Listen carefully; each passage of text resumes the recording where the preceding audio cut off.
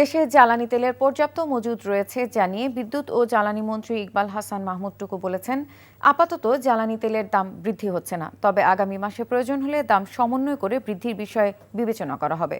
সংসদে জ্বালানি মন্ত্রী জানান, এই মুহূর্তে দেশে 1,64,644 মেট্রিক টন ডিজেল মজুদ রয়েছে। স্পিকার হাফিজউদ্দিন আহমেদের সভাপতিত্বে সকাল 10:30টায় শুরু হয় সংসদ অধিবেশন।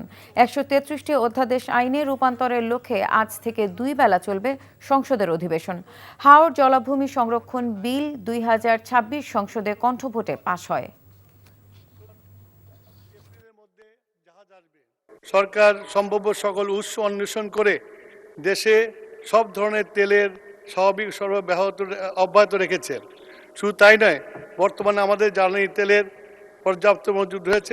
বিশ্বব্যাপী জ্বালানি তেলের মূল্য অস্বাভাবিক হারে বৃদ্ধি পেলেও দেশের শিল্প উৎপাদন, কৃষি কার্যক্রম ও সাধারণ মানুষের জীবনযাত্রার কথা বিবেচনায় রেখে সরকার এপ্রিল মাসে জ্বালানি তেলের মূল্য অপরিবর্তিত রেখেছে।